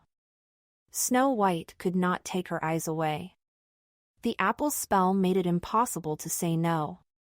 Without even realizing how dangerous it was, Snow White put her hand out and grabbed the fruit. All she did was take one small bite and she fell down as if she were dead. The witch cackled. She said, "Skin as white as snow, lips as red as blood, hair the color of dark wood. This time, those dwarfs will not be able to bring you back to life." That night, she asked the mirror, again, who was the fairest in the land. It replied, "O Queen, you are the fairest in the land." When the dwarfs returned from work, they found Snow White lying on the floor. They unlaced the ties of her shirt, just in case. But it was no use, the poor girl was dead. They wept and wept. The dwarfs missed their friend so much. She looked so beautiful, even in death, that they could not bring themselves to bury her. Her cheeks were still rosy and red. She even looked like she was still alive. Instead, they made a glass coffin so they could always look at her. They wrote her name in gold on the side. On a sign, they described her as the daughter of a king. The dwarfs took the coffin up to the top of a mountain and placed it in a lovely wooded area. They took turns staying there so Snow White would never be alone. Once a week, the dwarfs would all gather beside the coffin to spend time together with Snow White. Snow White lay in her glass coffin for years. One day, a prince was traveling through the mountains. He came upon the glass coffin that held the beautiful girl. He could not believe how lovely she was with her black hair, red lips, and white skin. He saw the dwarfs gathered around her. He asked why this beautiful girl was lying here in the glass coffin. They told him the story of Snow White. The prince's heart ached for the poor girl. "Let me take the coffin," he said to the dwarfs. "I will give you whatever you want for it." The dwarfs replied, "We wouldn't sell it for all the gold in the world, I cannot live without being able to see this beautiful girl. Please, I will love and cherish her as if she were my beloved." The dwarfs saw that the prince was a good and honest man, so they agreed. The prince ordered some of his men to carry the coffin back to his castle. On the way down the mountain, the men stumbled over some rocks. This bump freed the piece of apple from Snow White's throat. The beautiful girl suddenly came back to life. She knocked on the glass case and waited patiently for the prince to open it. She sat up and said, "Good heavens, where am I? How did I get here? Where are the kind 7 dwarfs?" The prince was shocked. "Your friends, the 7 dwarfs, thought you were dead. They put you in this glass coffin on a mountain top and guarded it with their lives. I was carrying you down from this mountain because I am in love with you. I decided I must be with you always," he explained to her. The prince was so happy Snow White was awake. He helped her out of the glass coffin. They walked together the rest of the way down the mountain. The prince took Snow White back to the home of the dwarfs. They, too, were excited and happy to see her alive and safe. The prince said to Snow White, "You must come and stay with me. I love you more than anything on earth. Please marry me. It would make me the happiest man on earth." Snow White happily agreed to marry him. He promised the dwarfs he would always keep her safe from harm. They lived together happily ever after, far, far away from the wicked queen. Chapter 8, Rumpelstiltskin. One day, a poor miller was called before the king. He said, "I have a beautiful daughter who can spin straw into gold." This was not the truth. The miller was just trying to impress the king. "What a useful talent to have," the king said. "Bring your daughter to the palace tomorrow." The next day the king took the miller's daughter to a room filled with straw, a spinning wheel, and a spindle. Before he locked the door, he said, "Get to work. If you haven't spun the straw into gold by tomorrow morning, I'll lock you up in the castle prison." The miller's daughter burst into tears. "What am I going to do?" she said. "I don't know how to spin straw into gold." Just then, a gnome appeared. "Little girl, why are you crying?" The girl told him what her father said and what the king had ordered. "Is that all?" the gnome said. "What will you give me to spin the straw into gold for you?" She thought for a moment. "My necklace." Very well, the gnome sat down and quickly spun all of the straw into gold. Then he disappeared. The next morning, the king unlocked the door and saw all the gold. His greedy eyes widened. There was a lot of gold. But he knew a king could always use more gold. He took the miller's daughter to a bigger room filled with even more straw. "You have until morning to spin the straw into gold, or else." The girl was frightened and started to cry. The gnome appeared again. "What will you give me to spin the straw into gold?" The miller's daughter said, "This ring on my finger." "Very well," the gnome said. He sat down to spin the straw into gold. The next morning, the king was happy to see all the gold. But it was still not enough. He took the miller's daughter to an even bigger room filled with even more straw. "If you spin all of the straw into gold, I will make you my queen. But if you don't, I will lock you away forever." When the king had gone, the gnome appeared. "What will you give me to turn the straw into gold?" he asked. The miller's daughter replied, "I have nothing left to give. If you promise to give me your firstborn child once you become queen, I will spin all of the straw into gold for you," the gnome said. Who knows what will happen between now and then, the miller's daughter thought. No one would actually make a mother give away her child. So she agreed, desperate to have the gold to please the king. The gnome spun the straw into gold. The next morning, the king discovered yet another room filled with golden thread. He was so pleased that he arranged the wedding ceremony and feast for that very day. A year later, the new queen had a healthy, happy baby. She had forgotten all about her promise to the gnome. When he suddenly appeared, asking her to keep her promise, she became very upset. "I can give you all the treasures in the world. But please let me keep my child," the queen begged him. "All the treasures in the world were not what you promised me. They are not what I want." She started to cry, and the gnome felt pity for her. He said, "If you can guess my name, I will let you keep your baby. I will give you 3 days to do so." All night long the queen made list upon list of names. She asked all around the kingdom for names that she might have forgotten. The gnome arrived the next day wanting to hear the queen tell him his name. She started reciting names: Casper, Melchior, Balthasar. After she had said every name on her list, the gnome said, "No. You have not said my name. I will be back tomorrow." The queen asked even more people for new names for her list. When the gnome came to see her the next day, she asked if he was Ribfiend, Mutton Chops, or Spindleshanks. She tried the most unusual names she could think of, but each time he said, "No, that is not my name. I will be back tomorrow." The queen sent messengers to every single corner of the kingdom.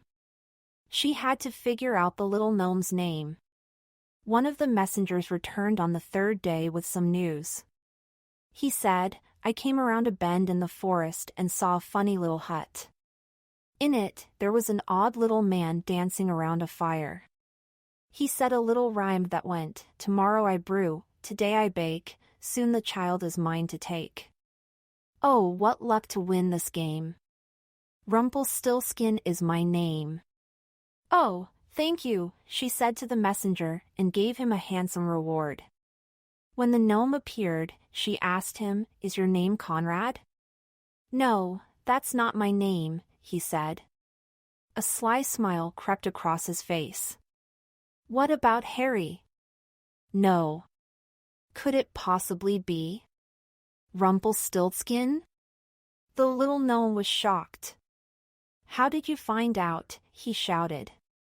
How did you know? He stomped his little foot and shook his little fists. But the queen had won the game. Rumpelstiltskin left the palace, never to return. Chapter 9, The Golden Goose. Once there lived a man who had 3 sons. The youngest was called Simple Simon. The family was ashamed of him because he wasn't very bright. One day, the eldest son went, with a packed lunch, into the forest to chop wood. When he got there, he met a little old gray man. Good day, the old man said to the eldest son. I am very hungry and thirsty. Would you mind sharing your lunch with me? The son said, I have a lot of hard work ahead of me. If I share my lunch with you, there will not be any left for me. He walked away and left the little old gray man standing on the path. Later, when the son started to chop the wood, his axe missed the tree and badly cut his arm. The little old gray man had made this happen. The next day, the middle son decided he would go into the forest to chop some wood. His mother packed him a tasty meal. He, too, met the little old gray man. The old man asked if the middle son would share his food and drink with him. The young man said, I have a very long, hard day of chopping down trees ahead of me. Whatever I give you, I will not have for myself. Once more, the little old gray man was left standing by himself on the path. And once more, he caused some trouble. The middle son struck himself in the leg with the axe and hurt himself. Simple Simon, the youngest son, said to his father, Let me go to the forest for the wood while my brothers recover. No, you'd better leave it alone, or you'll get hurt, too. You don't know the first thing about using an axe. But Simple Simon begged his father to let him go, and the man finally agreed. Simple Simon's mother packed him a lunch, too. But she thought he'd be coming home even before lunchtime. When he got to the forest, Simple Simon met the little old gray man. Again, the man said, Will you share your food with me? I am so hungry and so very thirsty. All I have is leftovers, Simple Simon replied. But I'm happy to share it with you. The two of them sat down in a pretty meadow. When Simple Simon opened up his basket, he found a delicious meal of tasty pancakes and lemonade. The little old gray man said, You have such a good heart and were so kind to me. I'm going to grant you good fortune. See that old tree there? Simple Simon nodded. If you chop it down, you will find a special treasure at its roots. Then the little old gray man disappeared.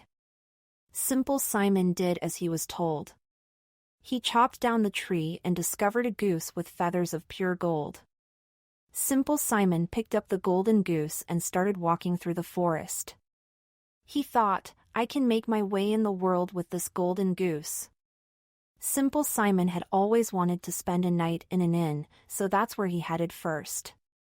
When Simple Simon arrived at the inn, he met the innkeeper, who introduced him to his 3 daughters. When the girls saw the glistening, golden feathers of the goose, each wanted to pluck one. He managed to shield the goose and escape to his room. The moment Simple Simon left his room for dinner, the oldest daughter crept into his room. She tried to pull out one of the golden goose's feathers. But as soon as she touched it, her fingers stuck to the goose. She couldn't pull her hand away. The second sister came in and tried to free her older sister from the golden goose. But the second girl became stuck to her sister. The third sister heard shouting coming from the room. As soon as she arrived, her sister shouted, "Stay away or else you'll get stuck, too." "What are you talking about?" she said and walked over to touch her sister. She, too, became stuck. Simple Simon returned to his room after dinner. He didn't even notice the girls were stuck to his goose. He fell right into bed and slept until the next morning. He woke up, yawned, threw back the covers, and picked up his goose. He still didn't notice the three girls who were stuck to the golden bird. He left the inn and took off for the road. The girls had to run behind him, for he walked very fast. They passed a man in a meadow. The poor fellow could not believe his eyes when he saw Simple Simon, the goose, and the three girls go past. He shouted, "What are you girls doing chasing after that silly boy and a goose?" The man went closer to pull the youngest girl away. "Well, he got stuck, too." The entire group carried on. They passed a blacksmith. "Hey, you're blocking the whole street," he shouted at them. "No one can get by." He chased the chain of people, grabbed the man who was last in line, and ended up stuck, too. Soon Simple Simon had collected a pastor, a reverend, and one farmer in addition to the blacksmith, the man in the meadow, and the innkeeper's 3 daughters. It wasn't until the very last person got stuck that he looked behind him. Confused, he said, "What are all you people doing hanging on to my golden goose?" They sighed and explained that they could not unstick themselves. "Well," Simple Simon said, "we will just have to carry on like this until we can find a solution." Later that day, the entire group came into a city. The city was ruled by a king who had a very unhappy daughter. He had said that anyone who could make his girl laugh would be allowed to marry her. Simple Simon heard about this challenge. He decided to bring his entire ridiculous group through the city and see if the princess would laugh. When the princess saw the young man with the golden goose, 3 girls, 1 man, 1 blacksmith, 1 pastor, 1 reverend, and 1 farmer stuck to it, she started to giggle. Soon she was laughing very hard. Simple Simon was pleased that he would now be able to marry the beautiful princess, who was now happy. "Here," he said to the king, "let me give you my golden goose to thank you for the honor." The king ordered his servants to take the group into the castle and get them unstuck. Meanwhile, the king wasn't sure that Simple Simon would make a good son-in-law. He gave the lad a challenge. "If you can find a man who can drink an entire barrel of water, you can marry my daughter," he told the young man. Simple Simon suddenly remembered how thirsty the little old gray man was. He went back to the forest to find him. "Are you still thirsty?" Simple Simon asked the little old gray man. "I have a huge thirst that I just cannot seem to quench." "I am so thirsty," the little old gray man answered. "Come with me," Simple Simon said. "I know where there's an entire barrel of water you can drink." Simple Simon took the little old gray man to the king's palace tower, where he drank until his sides ached.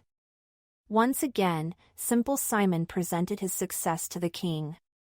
"May I now marry your daughter?" he asked. The king gave him a second challenge. "If you can find a man who can eat a mountain full of bread, I'll let you marry my daughter." The little old gray man was still in the palace tower. Simple Simon went up there to ask him if all that water had made him hungry. The little old gray man said he was starving now that he had had enough to drink. Simple Simon led him to the castle's kitchen, where the cook had prepared an entire mountain of bread. Before the day was done, the little old gray man had eaten every single piece. Simple Simon congratulated him and sent him on his way back home to the forest. Now, for the third time, Simple Simon stood before the king asking for his daughter's hand in marriage. The king gave him an impossible challenge. "The moment you show me a ship that can sail on both land and water, I'll let you marry my daughter." This time, Simple Simon had no idea what to do. He knew it was an impossible task. As he walked the lonely path back home through the forest, he came upon his friend, the little old gray man. "What's wrong?" the old man asked. Simple Simon replied, "The king's given me an impossible task. He will not let me marry his daughter until I show him a boat that sails both on land and on water. I've given up and now I'm going home." The little old gray man smiled and said, "Simple Simon, you were so kind to me. You gave me enough water to drink and enough bread to eat. You shared your lunch with me when you had so little. Look over there." Simple Simon looked to where the little old gray man was pointing. There, right in front of his eyes, was a ship that could sail on both land and sea.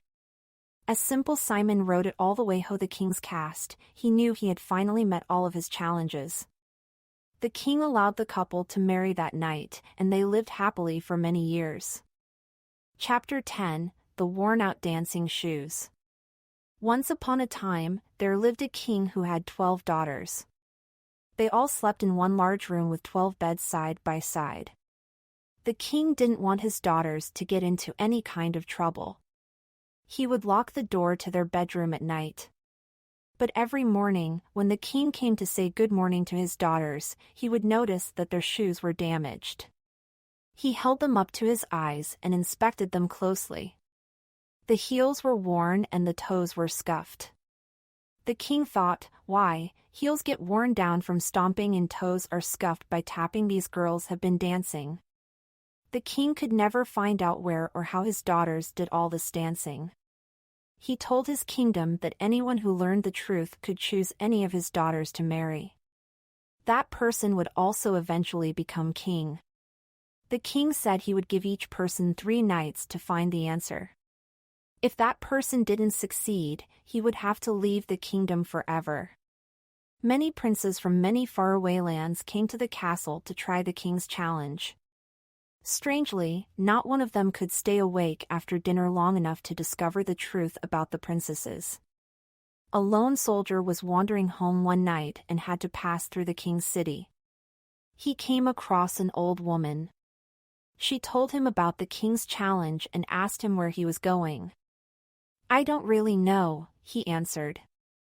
"I wouldn't mind trying to find out how the king's daughters wear out their shoes. Then I could become king one day." The old woman told him about all of the princes who had tried before. How they all fell asleep and failed their tasks. She said, "I have an idea. Try not to eat anything." All of the princes who tried to solve the mystery fell asleep too early. Then she handed him a magic cloak and said, "Pretend you are asleep, then use this to become invisible. You'll have no trouble following the princesses at night." He folded up the cloak and tucked it away in his bag. Then he approached the king's castle. The king gave him the same chance he had given all of the princes. He led the soldier to the room beside the princess's room and said, "Someone will be up with your dinner very soon."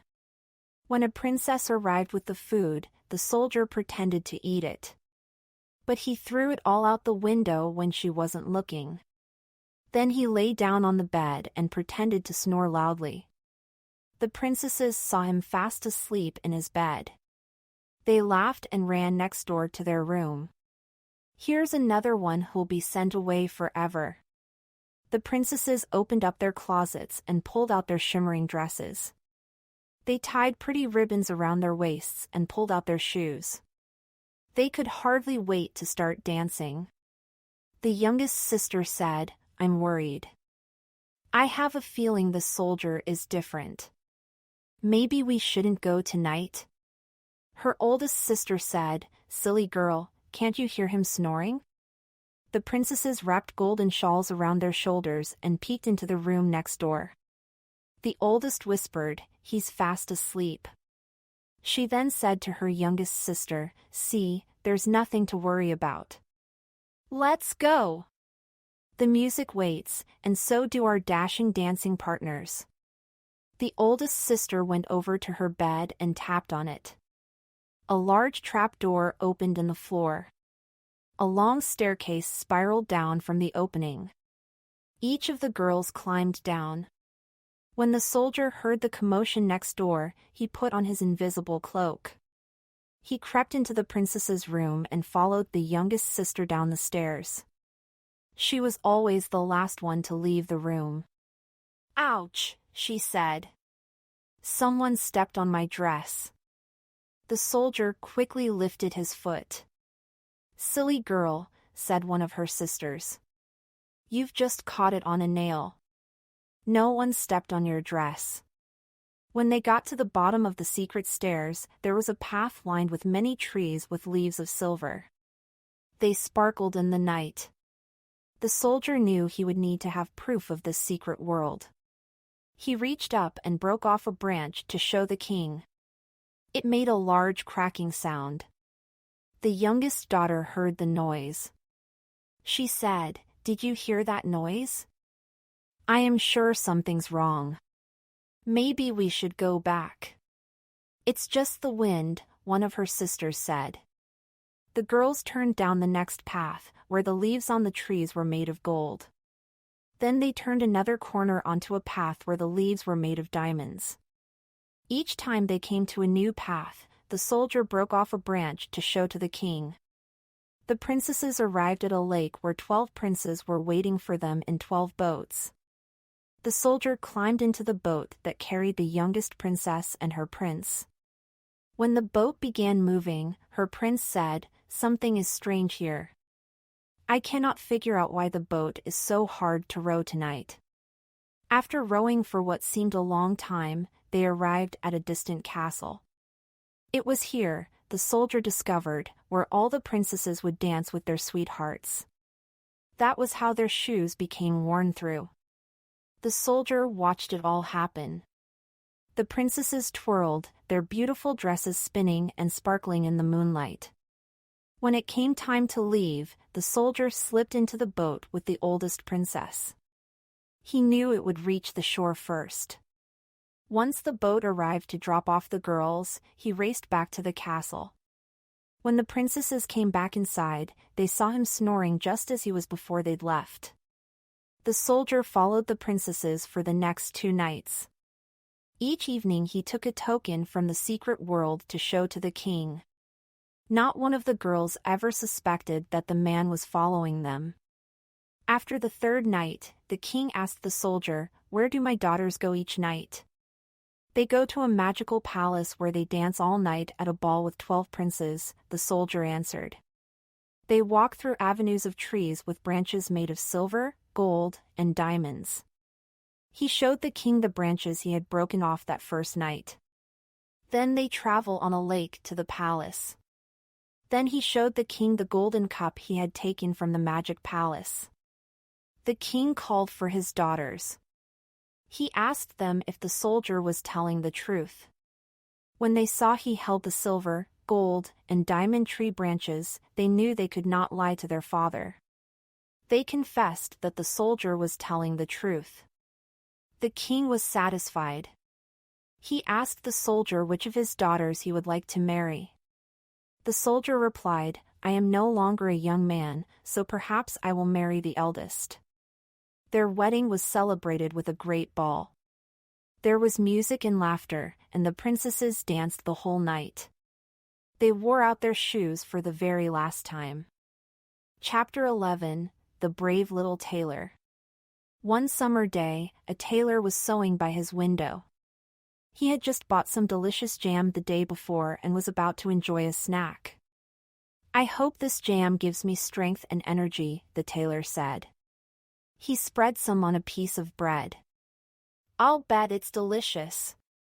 But I will not take a bite until I finish my work on this jacket." The tailor put the piece of bread and jam down beside him. Sitting back down by his window, he picked up his needle and thread. Flies buzzed all around the bread and jam. He shooed them away. "You're not invited to this party," he said to the flies. The bugs didn't listen, of course. Soon they were buzzing all around him. The tailor leaped out of his seat and grabbed a rag. He snapped it at the swarm, killing 7 flies in one blow. "Now, that's something," he said. He finally sat down to eat his bread and jam. He was so proud of himself. To celebrate, he cut the leather for a new belt and embroidered a phrase on it. 7 in one blow. The tailor put the belt around his waist and decided to go out into the world to try his luck.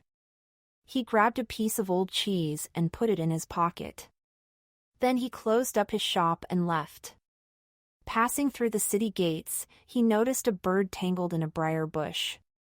He put that into his pocket, too. He felt brave wearing his new belt and having killed those 7 flies. He walked for a long time without getting tired. The road led out of town and to a mountain. He climbed the mountain to the top. There he found a great big giant. But the tailor wasn't afraid. He walked right up to the giant and said, "Greetings, friend. How do you like the view? I'm headed into the world to try my luck. Do you want to come with me?" The giant looked down at the little man. "Why would I want to go with a small fellow like you?" he asked. The tailor laughed and unbuttoned his jacket. "See for yourself what a great man I am." He showed the giant his belt. The giant read the belt. 7 in one blow, he exclaimed. He thought that meant the tailor had killed 7 men. "If you're so strong," he said, "can you do this?" The giant picked up a rock and squeezed it so tight that water came running out. "Is that all?" the tailor replied, laughing. He reached into his pocket and pulled out the wedge of cheese. He squeezed it until all its whey came running out. "Not bad, eh?" he boasted. The giant could hardly believe his eyes. "What about this?" he said. The giant picked up another rock and threw it very far. In fact, he tossed it so far that neither of them could see it anymore. Not bad," the tailor said. "But watch this. What I throw up into the air will not land anywhere." He reached into his pocket and pulled out the bird. It was so happy to be free that it flew high up into the sky.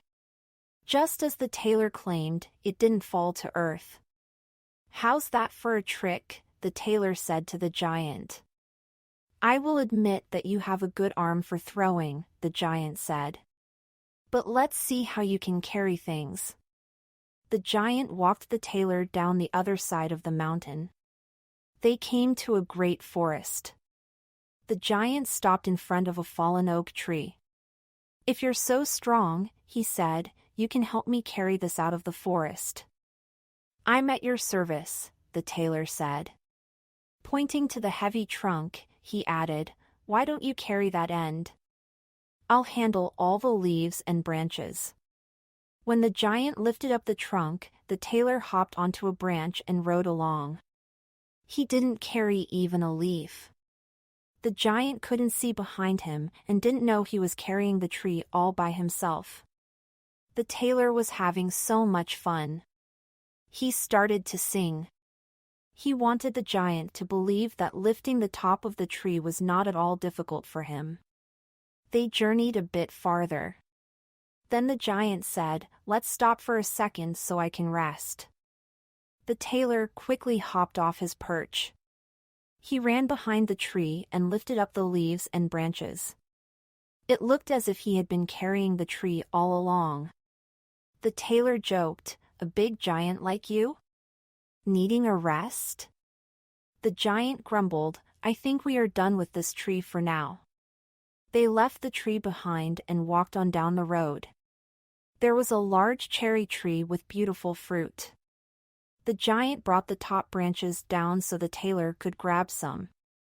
At the very moment the tailor grabbed hold of the fruit, the giant laughed and let go of the tree. the tailor went flying through the air. He rolled when he hit the ground so he wouldn't get hurt. The giant joked, "What? A big strong tailor like you? Not even able to hold down a cherry branch?" "I wanted to jump over that tree," he said. Challenging the giant, he continued, "A large fellow like yourself shouldn't have any trouble jumping over a tree."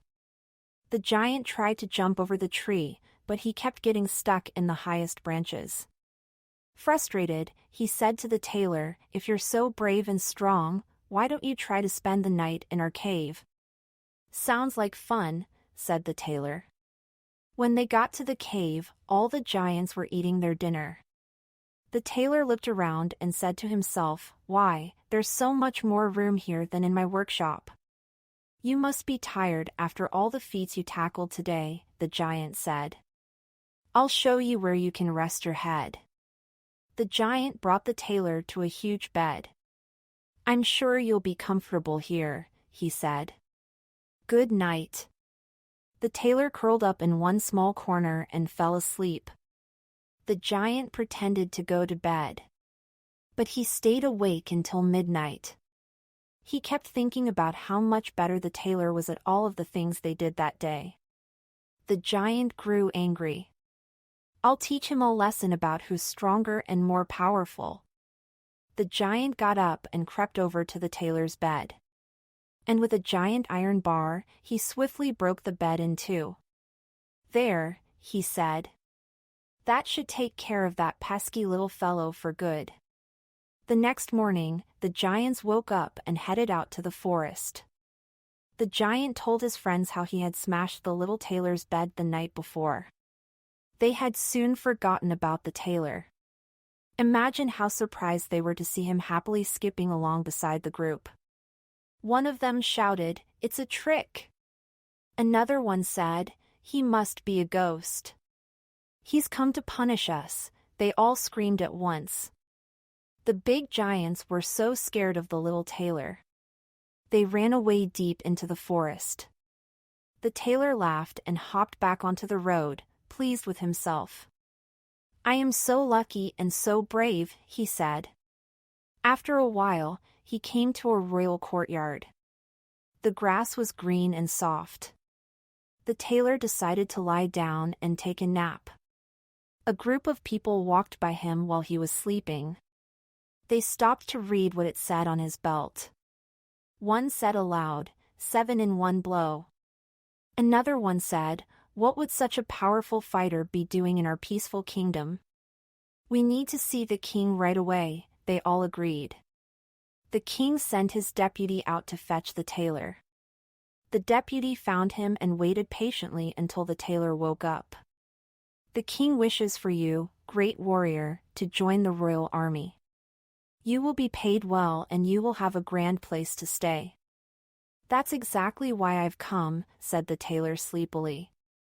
"I have come to serve the king." The deputy brought him back to the palace and showed him to his rooms. The tailor thought to himself, "Why, this is much better than my workshop." As the days passed, the king's other soldiers grew more and more afraid of the little tailor. "What if he turns on us," one of them said, "and strikes 7 of us down at a time? We will never survive." They told the king that they could no longer be in the same army with such a powerful man. The king did not want to lose his army, but he also didn't want to make the tailor angry. What if he turned on the king? He would strike him down, too. He would take his kingdom. The next morning, the king called for the tailor. "There are 2 giants living in my forest, and they are creating many problems. They steal and set fires. My subjects are afraid of them. If you can defeat them, you may marry my daughter. I'll give you half the land in my kingdom." "At your service, your highness," the tailor said. At the same time he was thinking, a princess to marry and half a kingdom? "Now, that's lucky." The king said, "I'll send you into the forest with 100 knights. The tailor replied, "A man who can manage 7 in one blow has little to fear from 2 giants.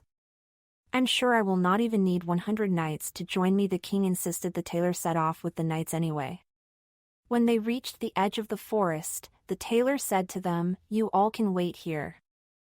I can manage this by myself." The tailor ran as fast as he could into the forest, searching for the giants. At last, he found them snoring under a tree. The tailor gathered many stones and filled up his pockets. Then he climbed the tree. When he was halfway up, he crawled out on a branch. He was now directly above the slumbering giants. He dropped a stone onto the chest of one. Then he dropped another. After a while, that giant woke up. He noticed all the stones on his chest. The giant shook his friend awake. "Why do you keep throwing stones at me?" he asked. "You're dreaming," the other giant said. "I haven't thrown anything. I've been sleeping, just like you." The tailor waited. Both giants went back to sleep. Then he dropped rocks onto the chest of the other giant. That giant woke up and yelled, "What are you doing? Why are you now throwing rocks at me?" "I'm not throwing anything." "You started throwing things," said the first giant. The 2 giants started fighting. They punched, kicked, scratched, and brawled with each other. Soon they knocked themselves out. That's when the tailor shouted for the knights to come. They found the tailor standing next to the fallen giants. "Hurry and tie them up before they wake up," the tailor said. "Then drag them out of the forest and into the king's jail. They will not cause any more trouble now." "Aren't you even hurt?" one of the knights asked the tailor. "Not a scratch," he replied. "They're only 2 giants. It's not as if I took 7 in one blow this time."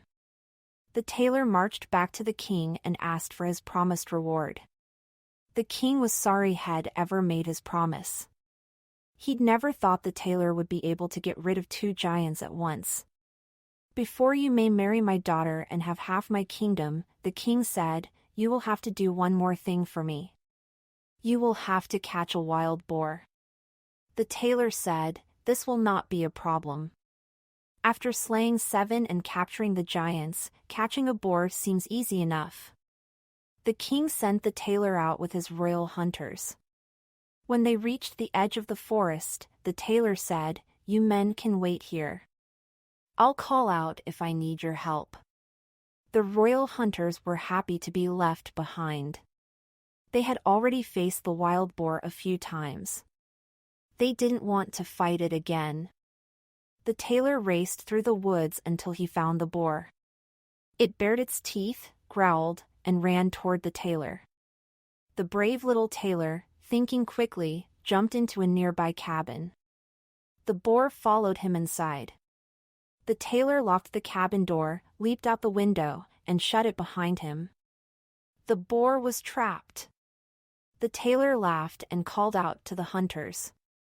They quickly arrived on the scene and saw that he had captured the animal. Back at the palace, the tailor stood before the king again. He said, "I'm ready for my wedding." The king had no choice. He had to keep his promise. The brave little tailor had rid his kingdom of 2 giants and the wild boar. The tailor married and became a king. He received half of the kingdom as his own.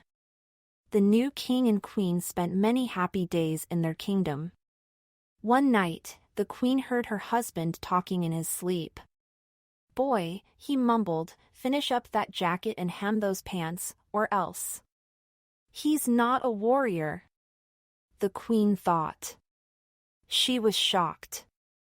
"He's nothing but a lowly tailor," she realized. In the morning, the queen went straight to her father and told him everything. She didn't want to be married to a man who was just a tailor. Of course, the king also didn't want the tailor around. "Here's what I'll do," the king told her. Open up your bedroom door tonight after he falls asleep. I'll send some knights over to tie him up. We will put him on a ship that's set to sail far away. Thank you, Father, the Queen said. After dinner, the tailor and his queen went upstairs to bed. When she thought her husband was sleeping, she quietly got out of bed and opened the door. But one of the knights had overheard the king's plan that day and already told the tailor. The queen didn't know he was only pretending to be asleep. The queen got back into bed, waiting for the knights to come take her husband away. As the knights arrived at the bedroom door, the tailor shouted, "Boy, finish up that jacket and hem those pants, or else. I've slain 7 in one blow, struck down the giants and caught a wild boar. Why would I be afraid of anyone standing outside my bedroom door?" There were only 7 knights standing at the door. They knew they couldn't tie up the mighty tailor. Afraid for their lives, the 7 knights ran away and never carried out the king's plan. The brave, smart, and lucky little tailor smiled to himself in bed. From that moment, no one ever tried to outsmart him again. He lived a long, happy life as king. What do you think? Questions for discussion. Have you ever been around a toddler who keeps asking the question why? Does your teacher call on you in class with questions from your homework? Do your parents ask you about your day at the dinner table? We are always surrounded by questions that need a specific response. But is it possible to have a question with no right answer? The following questions are about the book you just read. But this is not a quiz. They are designed to help you look at the people, places, and events in the stories from different angles. These questions do not have specific answers. Instead, they might make you think of the stories in a completely new way. Think carefully about each question and enjoy discovering more about these classic stories. 1. In some of the fairy tales, such as The Boy Who Learned Fear, the characters must perform difficult tasks. What do you think are some of the most difficult ones? Which of these tasks might you be able to complete? Which ones would you never even try?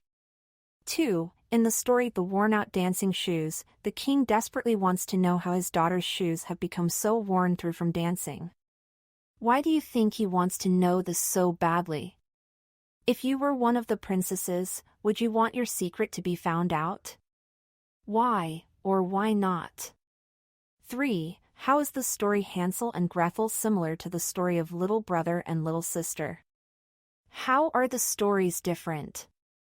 What is similar about the siblings' relationships in both stories? What is different? What kind of relationship do you have with your siblings? 4. How does Cinderella's life change when her stepmother and stepsisters come to live with her? What do you think her life was like before?